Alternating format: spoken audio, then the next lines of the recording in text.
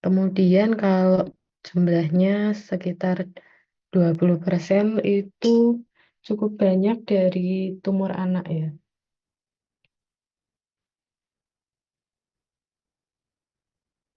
Kemudian untuk patogenesisnya bagaimana bisa menjadi tumor di SSP itu ada 4 faktor. Yang pertama itu adalah faktor genetik ya. Nah ini slide ini silakan dipelajari. Untuk yang faktor genetik biasanya bisa karena diwariskan dalam kondisi autosomal dominan, termasuk diantaranya ada beberapa penyakit ya seperti tuberosklerosis, neurofibromatosis, dan sindrom von Hippel-Lindau. Kemudian juga ada faktor kimiawi dan virus. Nah, tapi ini kalau pada Robin itu baru terbukti pada hewan ya, paparan karsinogen kimia dan virus. Untuk tumor pada manusia belum diketahui secara pasti. Kemudian juga bisa karena efek radiasi. Jadi radiasi yang diterima waktu anak-anak kadang-kadang waktu sudah dewasa bisa menyebabkan tumor pada SSP. Kemudian juga kondisi imunosupresi ya. Kalau imunosupresi ini biasanya kaitannya dengan limfoma pada SSP. Kemudian untuk tumor di SSP itu gejalanya cukup banyak ya, bermacam-macam. Tergantung nanti bagian otak mana yang terkena.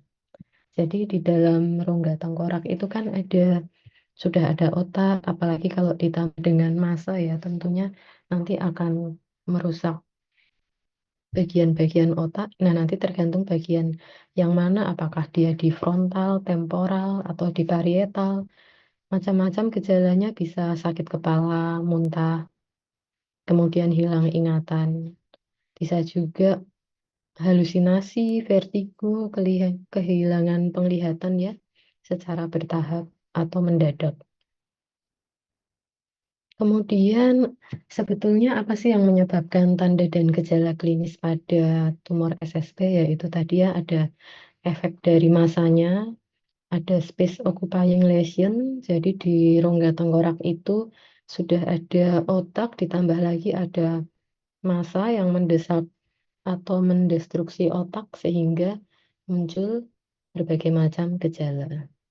Kemudian bisa juga di sekitar massa itu ada edem sehingga bisa meningkatkan efek massa. Kemudian bisa juga dia menimbulkan hidrosefalus, misalnya kalau tumornya di fossa posterior. Atau yang paling parah itu yang bisa menyebabkan kematian jika ada herniasi intrakranial. Jadi otaknya itu ya keluar dari rongga tengkorak. Nah, itu yang paling fatal. Kemudian ada juga efek lokal dari massa. Misalnya kalau tumornya di lobus temporalis bisa menyebabkan gejala epilepsi. Kalau pada sumsum tulang belakang bisa menyebabkan paraplegi. Nah, untuk yang kita pelajari ini materinya ada satu, dua, ada 5, ada glioma, ada tumor dari neuroektodermal atau medulloblastoma ya. Kemudian meningioma, limfoma, dan metastasis tumor dari organ lain. Kemudian untuk lokasinya, kursor saya kelihatan nggak ya?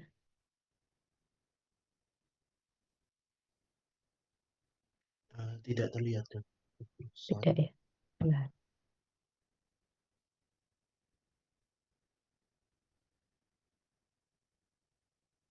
nah, ini untuk lokasinya ya, kita bisa membedakan dari lokasinya. Misalnya kalau glioma itu biasanya di hemisfer otak. Kemudian kalau medulloblastoma biasanya dia di cerebellum. Kemudian kalau meningioma biasanya dia di dura mater ya. Nah, itu untuk lokasinya. Kemudian, nah ini juga perlu diketahui yaitu grading tumor SSP atau pembagian derajat ya oleh WHO. Nah, kalau dulu, nah ini masih lama ya, kalau pembagian grade-nya masih pakai angka Romawi, berarti ini masih lama. Kalau yang baru sekarang dipakainya angka Arab, seperti ini, 1, 2, 3, 4.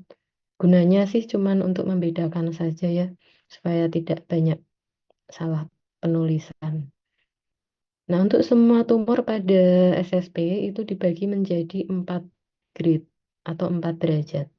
Dari derajat 1 sampai derajat 4. Nah, yang membedakan itu nanti karakteristiknya ya. Kalau grade 1 itu biasanya tumornya yang paling jinak. Jadi nanti survivalnya akan lebih Recording in progress. survivalnya akan lebih lama, kemudian bisa juga hanya diangkat oleh operasi ya, tidak perlu kemo atau radiasi. Kemudian makin naik grade-nya itu makin ganas. Yang paling ganas itu yang grade 4. Kalau yang grade 4 itu tumornya sudah infiltratif ke jaringan otak, kemudian angka rekurennya atau kekambuhannya tinggi, dan juga dia banyak nekrosisnya. Jadi ya. Kemudian, nah ini untuk jenis tumor yang pertama yang kita pelajari yaitu yang pertama glioma. Nah, untuk glioma ini adalah tumor yang berasal dari sel glial ya di parenkim otak. Jadi selnya sel glial, tumornya disebut glioma. Untuk glioma itu dibagi menjadi 3 macam, tergantung asal selnya ya. Kalau sel glial kan ada macam-macam, ada astrosit. Nah, kalau tumor dari astrosit nanti astrositoma. Kemudian kalau dari oligodendrosit, oligodendroglioma. Dan untuk tumor dari sel ependimal itu nanti namanya ependimoma ya. Nah, kemudian kita masuk ke astrositoma dulu atau tumor yang berasal dari sel astrosit ya. Untuk astrositoma dibagi menjadi 4 kelompok berdasarkan derajatnya tadi ya. Ada grade 1 sampai grade 4. Nanti kita bahas satu-satu. Nah, jadi tadi sudah saya sebut kalau grade-nya makin bertambah berarti makin ganas. Jadi prognosisnya juga akan semakin buruk. Nah, yang grade 1 dulu. Yang grade 1 namanya adalah pilocytic astrocytoma. Nah, ini yang penting di teman-teman pelajari. Untuk pilocytic astrocytoma,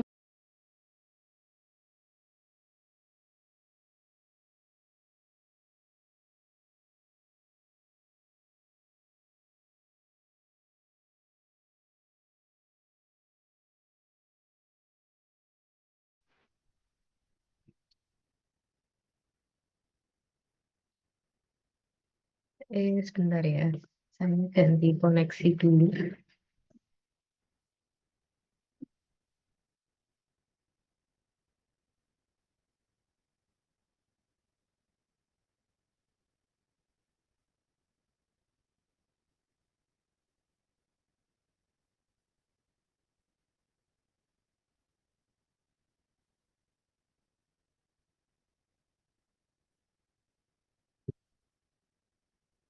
Jadi saya putus sampai di mana?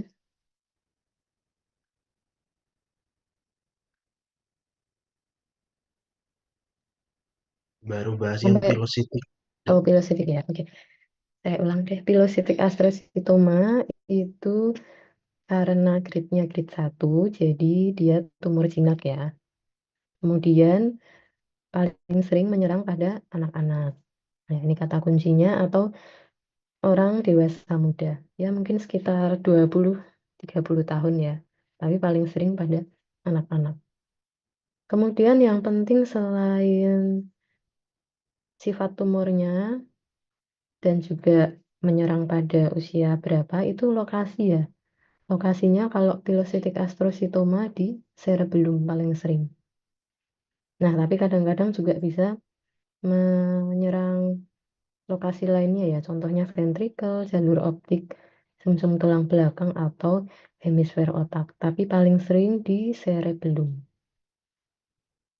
Nah, kemudian pilocytic astrocytoma itu biasanya makroskopiknya berupa kista. Jadi selain ada nodul solidnya, dia juga munculnya ada kistanya ya. Nah, kalau reseksinya tidak sempurna, biasanya nanti kistanya bisa membesar. Kemudian tergantung lokasi juga, kalau misalnya lokasinya sulit ya, itu nanti sulit untuk direseksi secara sempurna. Oke, nah ini gambar kistiknya. Ini dari MRI ya. Kita lihat, ini kan hemisfer otak ya, cerebrum. Nah, cerebrumnya yang di bawahnya, nah tumornya yang gambarannya kistik. Yang ini kistik dan ada sedikit area solid. Jadi ini ciri khas dari pilocytic astrocytoma. Kemudian untuk gambaran mikroskopiknya, tumornya tuh yang mana sih? Tumornya yang ini ya, sel-sel astrositnya. Yang warnanya lebih gelap, lebih ungu. Nah, kemudian apa nih yang diberi tanda segitiga? Ini adalah ciri khas, temuan khas pada pilocytic astrocytoma, yaitu bisa kita menemukan rosental fiber. Serat rosental ya, yang warnanya lebih merah. Nah, ini juga rosental fiber. Ini ciri khas dari pilocytic astrocytoma. Nanti juga kita pelajari di praktikum. Oke, kemudian astrocytoma yang kedua yaitu diffuse astrocytoma. Nah, ini grade-nya grade 2 ya. Diffuse astrocytoma itu jumlahnya paling banyak ditemukan, yaitu sekitar 80% dari seluruh glioma. Kemudian yang membedakan dengan yang pilositik, usianya ya. Kalau pilositik anak-anak, yang diffuse ini lebih sering pada orang dewasa usia 40 sampai 60 tahun. Kemudian juga lokasinya kalau diffuse astrocytoma lebih sering terjadi di hemisfer otak. Kemudian tanda gejalanya tentu berbeda-beda ya, seperti yang saya bilang tadi, bisa kejang, sakit kepala, dan defisit neurologis vokal. Kemudian karena dia grade 2, jadi dia masih hitungannya low grade. Jadi dia sifatnya akan statis atau grade-nya mungkin sama, tidak naik grade selama beberapa tahun. Tapi bisa juga progresif ya. Nah, rata-rata angka survival-nya lebih dari 5 tahun. Akan tetapi kalau diffuse astrocytoma itu tiba-tiba dia naik grade atau bertransformasi ya ke grade 4, glioblastoma, ini prognosisnya nanti sangat buruk. Walaupun sudah diobati, tetapi rata-rata survival-nya cuma 15 bulan. Oke, kalau pilocytic astro tadi makrosnya kistik atau kista, kalau diffuse astrocytoma dia lebih solid ya. Tumornya yang mana? Yang ini, yang solid. Nah, ini diffuse astrocytomanya kebetulan lokasinya tidak di hemisfer cerebri, tapi dia di brainstem ya, atau di batang otak. Jadi ini walaupun low grade, tapi kalau lokasinya sulit, nah ini juga akan menjadi sulit juga untuk direseksi ya. Ini tumornya solid dan batasnya tidak tegas. Kemudian untuk gambaran mikroskopiknya nanti kita juga belajar di praktikum. Untuk diffuse astrocytoma ya, diffuse itu kan artinya merata ya, tersebar merata. Jadi sel-sel tumornya itu juga tersusunnya diffuse atau tersebar. Nah, tumornya yang mana sih? Tumornya itu yang ini nih, yang titik-titik lebih gelap ini ya. Ini tumornya. Kemudian backgroundnya itu fibriler. Nah, background fibriler yang dimaksud itu seperti ini. Ini ada seperti serat-serat jaring-jaringnya di backgroundnya. Kalau tumornya, sel tumor astrositnya yang ini ya, yang dia bulat. Kemudian karena dia low grade tentu bentuknya rata-rata masih selnya kecil ya, tidak ada yang polimorfi. Kemudian naik grade lagi, astrositoma grade 3 itu namanya anaplastik astrositoma ya. Untuk astrositoma grade 2-3 itu makroskopiknya mirip, tumornya batasnya tidak tegas, kemudian warnanya abu-abu dan infiltratif ya. Yang bisa dibedakan grade 2 dan grade 3 itu dari gambaran mikroskopiknya. Nah, kalau yang grade 3 itu bedanya nanti dengan grade 2. Yang grade 3 itu lebih seluler. Jadi nanti jumlah sel tumornya lebih padat, lebih banyak. Kemudian sel dan intinya mengalami pleomorfisme ya. Jadi ada yang kecil, ada yang besar, tidak seragam seperti yang diffuse tadi. Dan juga ada anaplasia atau selnya mengalami kemunduran ya, dia tidak berdiferensiasi dengan baik. Kemudian mitosisnya cukup banyak dan juga pertumbuhan tumornya cepat. Untuk yang anaplastik astrositoma, nah kita lihat mikroskopiknya ya, dia lebih seluler dibanding yang diffuse astro. Kemudian kalau dilihat tumornya juga mulai polimorfi ya, ini ada yang besar, ada yang kecil, bentuknya beda-beda. Kemudian kalau makin naik grade, itu kita mulai sering menemukan area nekrosis. Dan juga ada proliferasi pembuluh darah.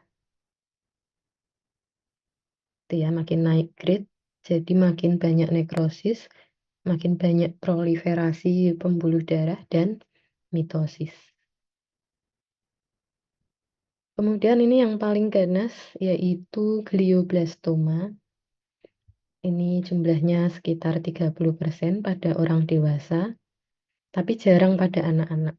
Jadi yang banyak pada anak-anak itu biasanya yang astrositoma grade 1 untuk 2, 3, 4 pada orang dewasa ya. Kemudian terjadinya juga di hemisfer otak. Lalu glioblastoma ini dia bisa muncul secara baru, jadi tumornya waktu kena tuh langsung grade 4 ya. Tapi bisa juga dia transformasi dari astrositoma yang low grade. Tadi sudah saya sebutkan, jadi kalau makin naik grade-nya, mitosisnya makin banyak, proliferasi pembuluh darah sama nekrosisnya mulai bertambah banyak juga. Nah, ini karena grade 4 jadi prognosisnya jelek ya. Biasanya setelah diagnosis dalam waktu 1 tahun itu pasiennya meninggal. Ini makroskopik dari glioblastoma. Kalau ganas tuh biasanya batasnya nggak tegas ya. Dan ini juga tumornya sudah mulai banyak area nekrosis. Sudah tidak putih keabu-abuan lagi. Kemudian ini dia mulai menginfiltrasi ya hemisfer sebelahnya. Ini juga masih glioblastoma, tampilan MRI, tumornya batasnya tidak jelas ya. Oke, untuk gambaran mikroskopik pada glioblastoma itu nekrosisnya cukup khas ya bentuknya. Nekrosisnya itu akan membentuk suatu susunan. Jadi sel-sel tumornya dia akan mengelilingi area nekrosis, membentuk susunan palisading atau susunan seperti pagar ya.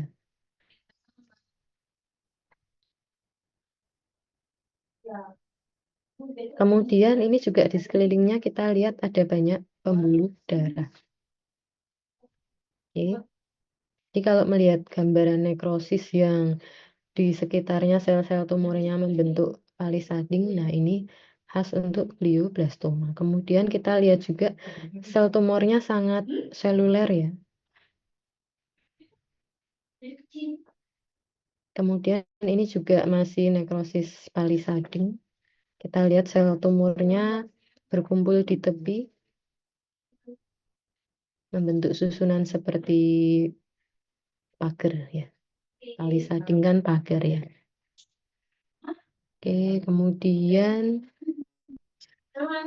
glioma yang kedua, tadi astrositoma sudah. Yang kedua adalah oligodendroglioma. Kalau yang ini lebih sedikit ya dibanding astrositoma. Oligodendroglioma jumlahnya cuma 5-15%, tapi sama dengan astrosit yang grade 2 sampai grade 4 ya pada orang dewasa ya, dekade 40 dan 50. Kemudian gejalanya juga ada keluhan neurologis, dan juga ini lokasinya di hemisfer otak ya, terutama di lobus frontal atau temporal. Nah, untuk oligodendroglioma ini grade-nya cuma sampai grade 3. Jadi cuma 2 grade ya, grade 2 dan grade 3. Untuk prognosisnya kalau ada kombinasi pembedahan, kemoterapi, radioterapi itu cukup baik.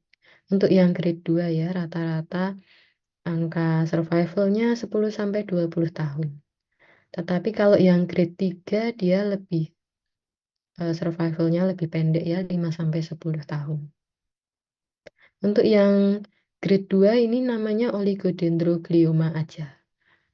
Kalau yang grade 3 ada anaplastiknya ya, sama kayak astrositoma. Anaplastik oligodendroglioma. Nah, untuk oligodendroglioma itu gambarannya agak beda dengan astrositoma. Sel-selnya lebih bulat ya. Kalau kita lihat deskripsinya kan round blue nuclei. Jadi sel-selnya lebih bulat dan lebih biru basofilik warnanya.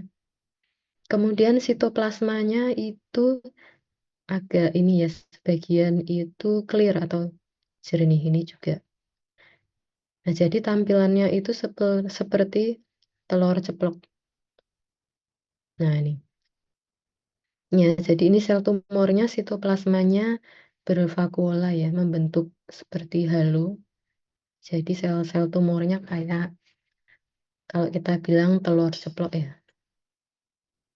Kemudian selain sel tumornya, itu ada 2 karakteristik dari oligodendroglioma. Yang pertama yaitu ada kalsifikasi. Ya, jadi ada area yang lebih keras, kalsifikasi, dan ada pembuluh darah kapiler yang saling beranastomosis atau saling menyatu. Kayak gini, ini pembuluh darah 1, 2, ini bergabung jadi 1. Nah, ini adalah ciri dari mikroskopik oligodendroglioma. Nanti ingat-ingat ya. Kemudian tumor glioma yang ketiga yaitu ependimoma. Kalau ependimoma ini asalnya dari sel ependimal ya yang melapisi sistem ventrikular. Kalau ependimoma dia lebih sering pada anak-anak dan dewasa muda. Kemudian biasanya lokasinya di ventrikel keempat. Paling banyak muncul ya. Lokasi lain bisa di ventrikel lateral, ventrikel ketiga, dan lain-lain. Jadi kalau ependimoma itu karena lokasinya biasanya seringnya di ventrikel keempat, maka nanti gejala klinisnya biasanya ada hidrosefalus obstruktif. Nah, ini contohnya pada gambaran MRI, ini ependimomanya yang ada segitiganya ini ya. Jadi ini dia memenuhi ventrikel keempat. Kemudian karena dia di ventricle, maka biasanya aliran liquor cerebrospinalnya bisa terhambat menyebabkan hidrosefalus.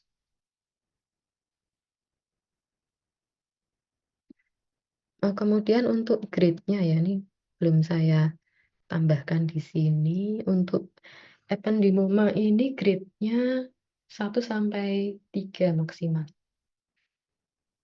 Tapi rata-rata sih kalau cuma nyebut ependymoma aja biasanya grade 1 ya. Karena ependymoma ini nanti jenisnya juga banyak ya. Tapi rumah besarnya itu biasanya kita cukup menyebutkan nama ependymoma saja.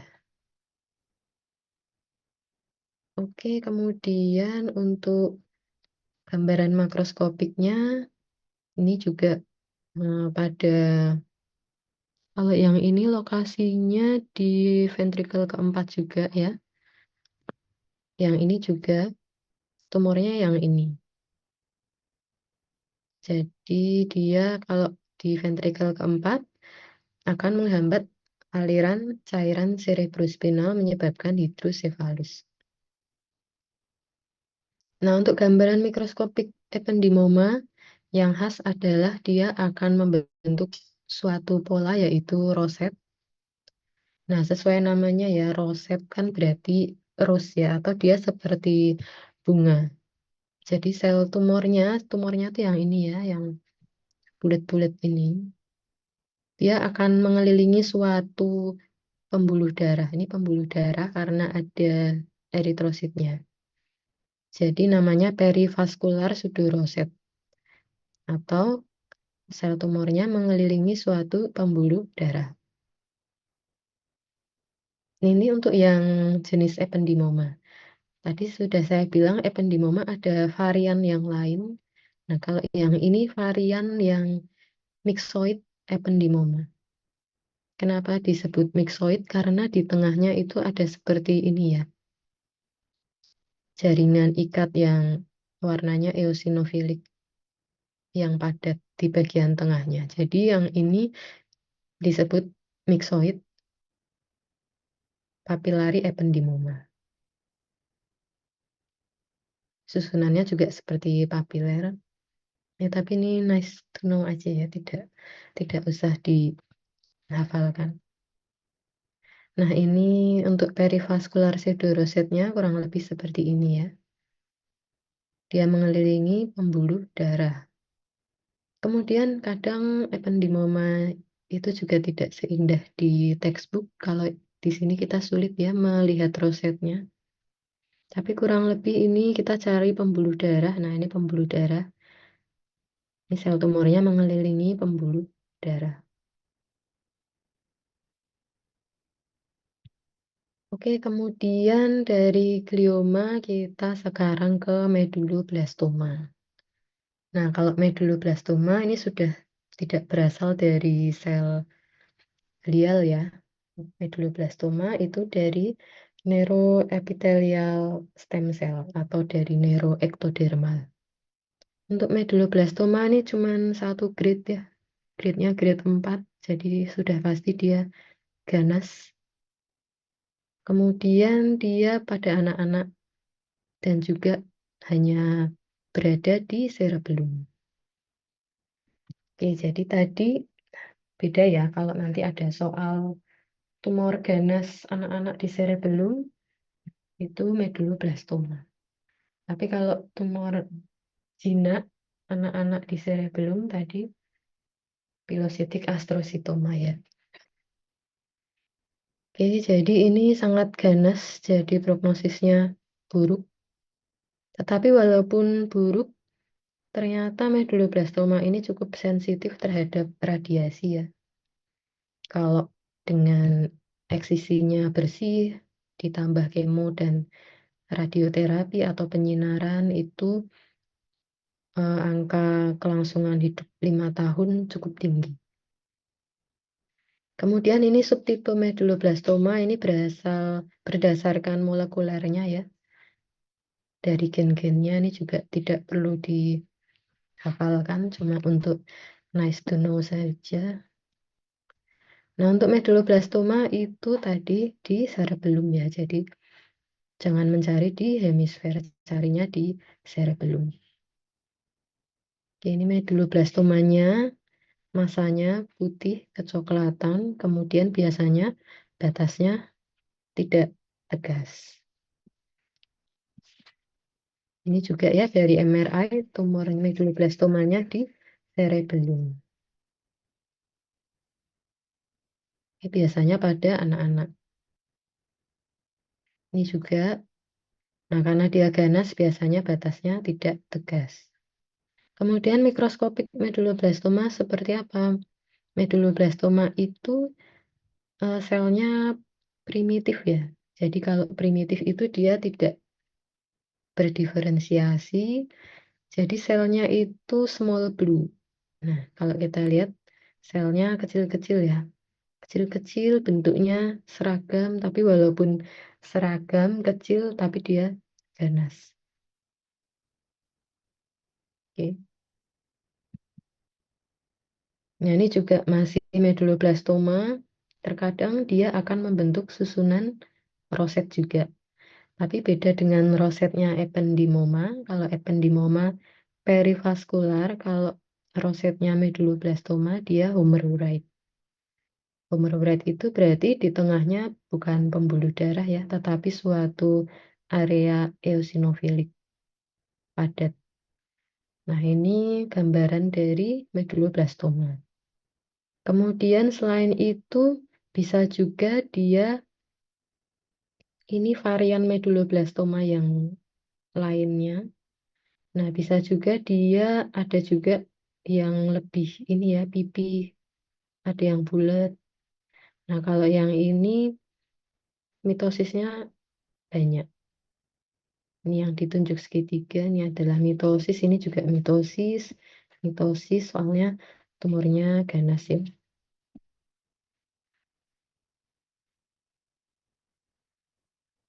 Kemudian tumor yang lain, nah kalau yang ini meningioma dia jinak ya.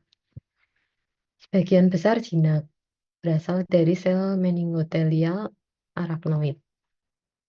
Meningioma biasanya pada orang dewasa ya, diingat-ingat ya pada dekade keempat dan kelima, kemudian pada dura mater, dia melekat di dura. Jadi meningioma itu tidak di otak ya, dia justru di luar otak. Kemudian meningioma ini karena dia di dura, maka dia bedanya dengan yang glioma, dia mudah dipisahkan dari otak yang mendasari. Nah, tetapi walaupun jinak, hati-hati meningioma ini grade-nya sampai grade 3 ya, yang berarti dia ada yang jinak tapi bisa juga ada yang bersifat high grade. Nah, kalau yang sudah grade 3 itu rata-rata sebagiannya infiltratif. Jadi bisa ini ya, ada angka peningkatan untuk kambuh. Kemudian meningioma ini biasanya menimbulkan gejala dengan menekan jaringan otak ya yang mendasarinya. Tergantung lokasi dia bisa di frontal, bisa di temporal, bisa di parietal. Tapi biasanya mudah dipisahkan. Kemudian ini prognosisnya yang tadi saya sebutkan tergantung grade-nya ya. Untuk meningioma ada grade 1 sampai grade 3. Tetapi memang sebagian besar dia grade 1 atau jinak. Tapi bisa juga dia infiltratif ya. Kalau yang sudah infiltratif ke otak itu dia sudah yang masuk grade 2. Grade 2, grade 3 itu sudah mulai menginfiltrasi otak. Jadi prognosisnya agak jelek. Untuk yang grade 2 itu tingkat kekambuhannya lebih tinggi ya daripada grade 1. Kemudian mitosisnya juga mulai banyak, sama seperti astrositoma ya, makin naik grade, selularitasnya makin meningkat, kemudian makin polimorfi dan mulai muncul nekrosis. Nah, kalau yang udah Grade 3 itu yang sudah agresif sekali, ini anaplastik meningioma ya namanya. Tapi nanti kalau yang di praktikum kita membahasnya yang meningioma grade 1 ya, yang jinak. Ini untuk yang meningioma, gambaran MRI-nya ada massa. Nah, ini sebetulnya tampak menginfiltrasi otak ya. Tapi sebetulnya tidak. Dia berkapsul jadi mudah dipisahkan. Nah, ini contohnya. Ini meningioma, jadi dia nampak berkapsul ya. Walaupun di MRI kelihatannya menginfiltrasi, tapi waktu direseksi dia mudah dipisahkan dari otaknya. Kemudian ini dia di bawah dura ya. Ini juga masih meningioma, kita lihat ya, dia di luar jaringan otaknya ya. Jadi mudah direseksi. Kemudian untuk yang sebelah kanan ini gambaran meningioma, gambaran mikroskopiknya. Ada sel-sel tumor, kemudian di sekitarnya yang lebih bulat-bulat ini adalah Psammoma badis. Tidak semua meningioma punya Psammoma badis ya. Soalnya variannya banyak. Nanti kita singgung sedikit soalnya kita nanti ada di praktikum untuk meningioma. Nah, kemudian tumor yang lain di SSP yaitu limfoma. Atau kalau dia asalnya bukan dari limfonodi ya, memang dia primernya di otak, namanya primary central nervous system lymphoma. Nah, untuk limfoma itu sebagian besar tipenya adalah yang DLBCL atau diffuse large B-cell lymphoma. Kemudian tadi yang saya sebut di awal ya, untuk patogenesisnya biasanya pada individu yang mengalami imunosupresi. Kemudian untuk limfoma ini hampir selalu positif terhadap Epstein-Barr virus. Kemudian untuk populasi yang tidak ada kaitannya dengan imunosupresi, biasanya kejadian limfoma akan meningkat setelah usia 60 tahun. Nah, jadi kalau limfomanya itu di otak, itu lebih agresif ya, banding dengan yang di nodul atau yang di limfonodi. Kemudian responnya relatif buruk terhadap kemoterapi. Nah, ini kalau limfomanya primernya di otak, biasanya jarang dia menyebar ke luar. Untuk gambaran limfoma sama seperti limfoma di limfonodi ya. Limfoma di otak juga sama, yaitu tumornya tersusun diffuse, kemudian selnya bulat dengan anak inti yang terlihat jelas. Bisa satu di tengah, tapi bisa juga dia multiple ya, anak intinya ini ada 2 di tepi. Ini juga ada 3 atau 4 ya, berjajar di tepi. Kemudian kromatinnya kasar. Nah, ini juga mikroskopik limfoma. Sel tumornya untuk limfoma itu bulat ya, bulat. Kemudian, nah ini anak intinya ada 1 yang terlihat jelas di tengah, ada juga yang 3-4 berjajar di tepi. Ini 2 anak inti. Limfoma itu ganas ya, walaupun akhirannya koma tapi dia ganas. Ini juga masih limfoma, ini lebih kelihatan. Intinya 1, ada juga, nah ini 3 ya, jajar di tepi.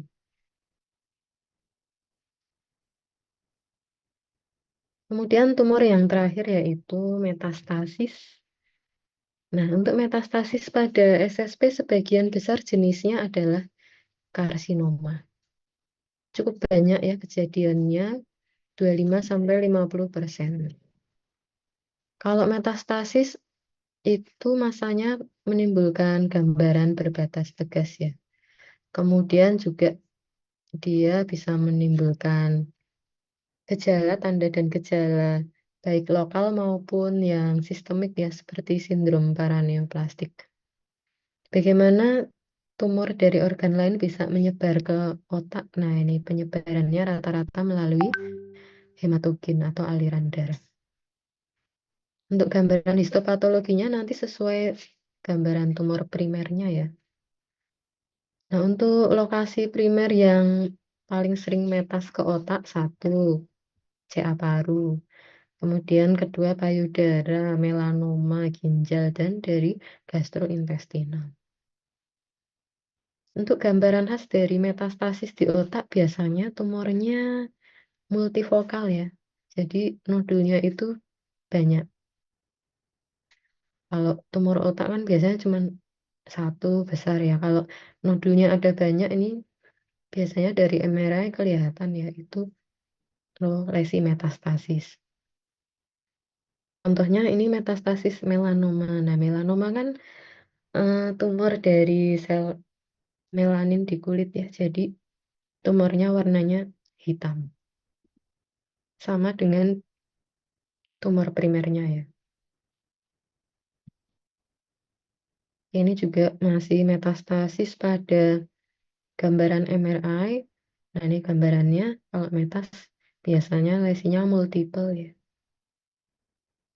Banyak tersebar. Oke, udah selesai. Nah, jadi pada tumor SSP ini yang harus teman-teman pelajari itu jenisnya ya. Ada yang dari sel glial, ada yang non glial.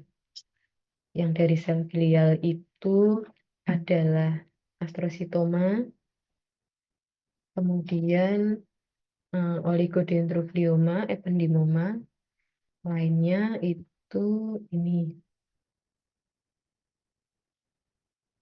Yang lainnya itu ada medulloblastoma, limfoma, metastasis, dan meningioma.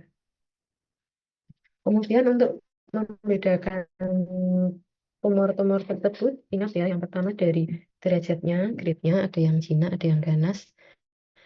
Kemudian apakah dia menyerang anak-anak atau orang dewasa, dan juga lokasinya ya. Ada yang di cerebri, ada yang di cerebellum. Kemudian juga patogenesisnya. Oke, ada yang mau ditanyakan mungkin? Foto sama korbannya.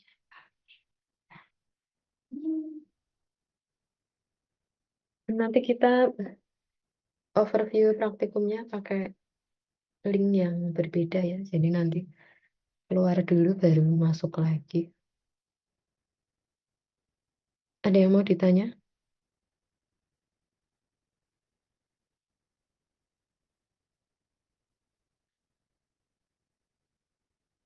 Tidak ada?